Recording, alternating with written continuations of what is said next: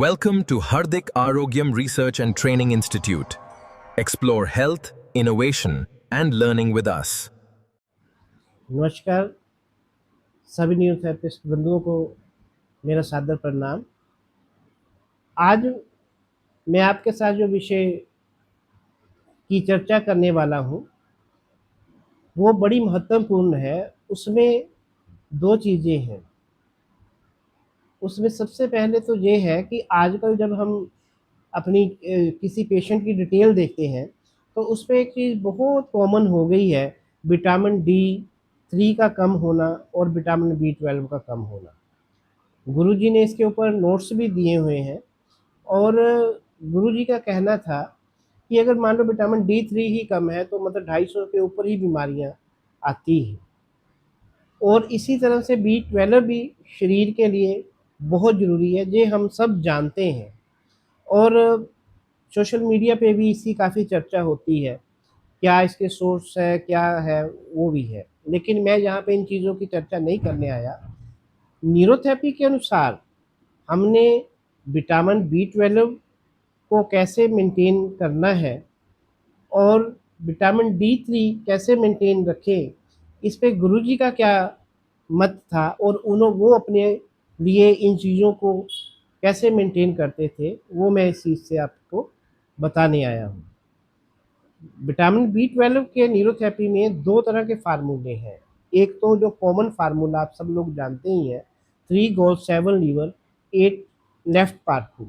लेकिन एक न्यू भी बनाया था जो स्पेशल किसी को अगर सीवियर डेफिशिएंसी है तो उसके लिए गुरुजी ने एक जैसे 15 मेडुला 2 बार, 10 लेफ्ट मेडुला 2 बार, 3 टो फिंगर गालीवर, 3 गालीवर राइट और 3 राइट CNNS गॉल लीवर।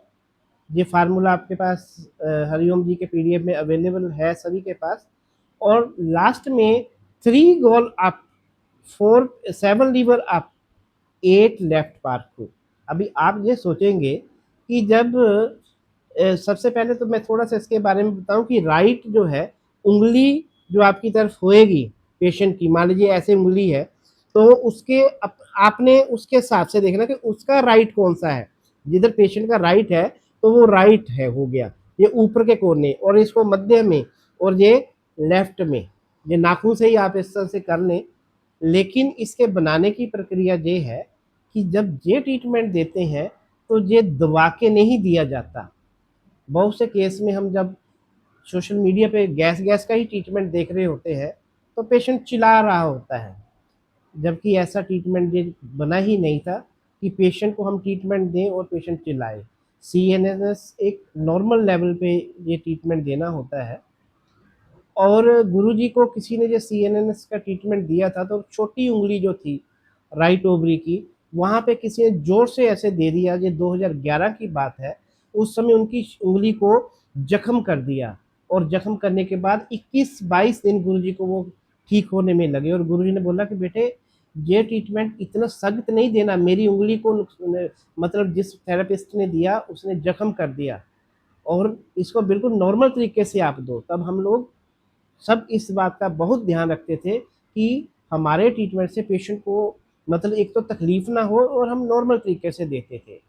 बाद में अब इस ट्रीटमेंट में क्या हुआ कि इन ट्रीटमेंट के जब न्यू फोलिक एसिड और न्यू विटामिन B12 ट्रीटमेंट बना है तो इसमें इस ट्रीटमेंट को फेदर टच की तरह गुरुजी ने बोला कि भैया इसको जब आप नॉर्मल से देते हो उससे भी हल्का करना है, एक फेदर टच की तरह आप हल्के हल्के हल्के से घिसते आइए, यानी कि CNNS देते आइए। जहाँ आपने टो फिंगर भी देना तभी आपने हल्के से उसको कैसे देना है, फेदर टच की देना है, ना कि दबा के देना है। तब वो आपका फोलिक एसिड या B12 बनेगा। ये बात हमने उस PDF में हरिओम जी ने क्लियर कर रखी है, ये बात भी है। अब यहाँ पे एक और बात आती है कि यहाँ 3 गोल अप क्यों दिया, 7 लीवर अप दिया है, तो अप तो हम एल्कलाइन मानते हैं। वो इसलिए दिया कि गुरुजी ने इसको 2015 या 2016 के अंदर इसको एक्सप्लेन किया है कि जो विटामिन B12 है वो एसिडिक नहीं है, वो एल्केलाइन है। इसका मतलब आधारभूत यही है, क्योंकि ये अप में दिया गया है। और जो फोलिक एसिड है, वो फोलिक एसिड जो है वो एल्केलाइन ना होके एसिडिक है। और ये थोड़ा सा इसका चेंज भी HCl ट्रीटमेंट में किया गया था, क्योंकि उसमें शायद B12 था और तब वो फोलिक एसिड किया गया था। तो वो मैं बाद में चर्चा करूँगा। ये दोनों ही ट्रीटमेंट आपकी स्क्रीन पे अभी शो भी होंगे, तब आप उससे समझना कि ये मैंने आपको क्या बोला है। अब बात आती है कि ये तो ट्रीटमेंट की बात हो गई, और उसके बाद हमने ये जो ट्रीटमेंट गुरुजी कैसे मेंटेन करते थे। गुरुजी ने हमेशा क्या हम लोगों को बताया कि आप घर में एक छोटी सी कटोरी लीजिए, उस कटोरी में दूध को अलग से दही के रूप में जमाने के लिए रखें। जब आप खाना खा लेते हो, सॉरी ब्रेकफास्ट कर लेते हो, तो उसके आधे घंटे के बाद आप इस दही को चम्मच की मदद से खा लीजिए। लेकिन इस दही में किसी भी चीज़ की कोई चीज़ जैसे नमक, चीनी ऐड नहीं करनी है, कोई पानी नहीं इसके अंदर डालना है। जिस अवस्था में है, जैसे आम का स्लाइस खाते हैं ऐसे ही खा जाना है।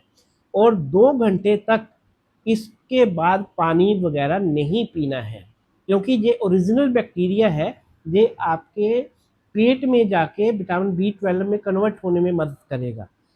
और जब आपने 2 घंटे बाद कुछ खाना पीना, पहले पानी मान लीजिए पीना है, तो पहले एक रोटी का टुकड़ा खा लीजिए और उसके बाद पानी पीजिए।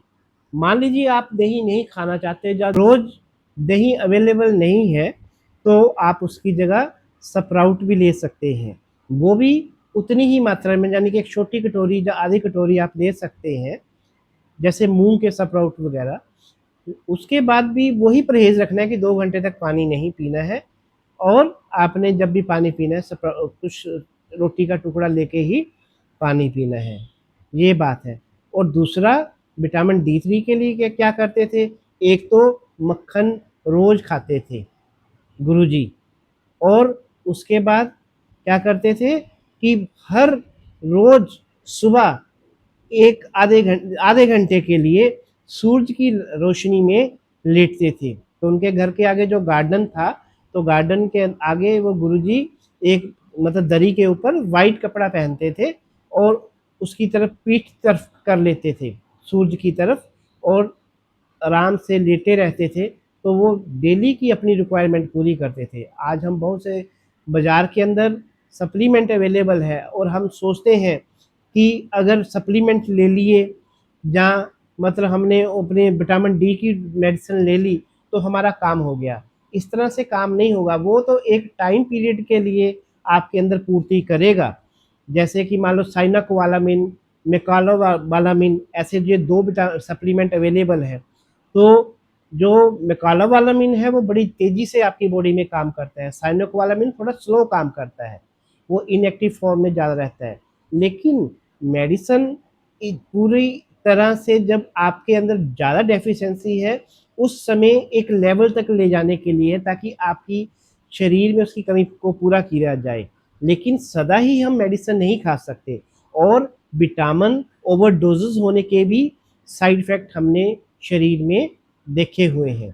इसलिए उनसे बचने के लिए आपको ये ध्यान रखना है कि मेडिसिन तो खाइए जब आपके शरीर में कमी है, लेकिन उसको मेंटेन कैसे रखना है, उसके लिए आप इन छोटी-छोटी बातों का ध्यान रखिए। सनलाइट में जाइए, जैसे गुरुजी ने विटामिन D के मक्खन खाना शुरू किया तो मक्खन भी खाइए। सनलाइट लेना बहुत ज़रूरी है, और वाइट कपड़ा जो बताया गया है, वेद के अंदर भी इसके बारे में एक्सप्लेनेशन की गई है, वो डालिए।